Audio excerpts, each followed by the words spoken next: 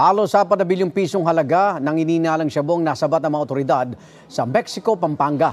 Ang detalye sa unang balita live ni Claire Lacanilao ng GMA Regional TV 1 North Central, Luzon. Claire?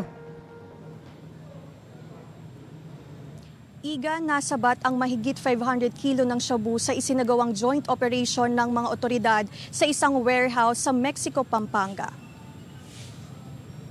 Aabot sa 560 kilos ng shabu ang nakumpiska ng mga kawani ng National Bureau of Investigation sa isinagawang control delivery operation sa isang warehouse sa Barangay San Jose Malino, Mexico, Pampanga.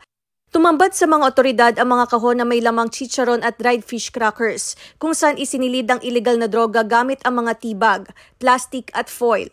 Ayon sa BOC, ang mga kahon ay galing sa isang shipment na idineklara bilang agricultural feeds na dumating sa Subic Port SBMA noong September 18, 2023. The shipment arrived through the port of Subic. It originated from Thailand and it passed through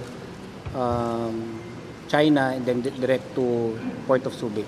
Kinumpirma ng NBI na positibong droga ang mga nakuha mula sa shipment.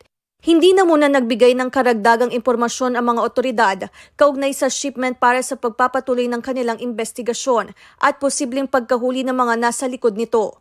There are local and there are international players involved. This case started in 2020. We've been monitoring this drug syndicate since 2020, so this is a 3-year-long operation.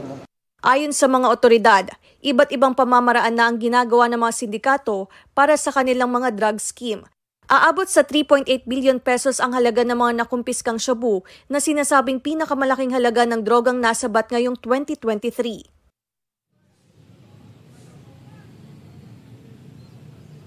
Igan, patuloy ang investigasyon ng mga otoridad sa ilang tauhan ng BOC kung bakit nakalusot sa kanilang inspeksyon ang mga iligal na droga. Igan. Maraming salamat, Claire Lacanilao. Igan, mauna ka sa mga balita. Mag-subscribe sa GMA Integrated News sa YouTube. Sa mga kapuso abroad, subaybayan nyo kami sa GMA Pinoy TV at sa www.gmanews.tv.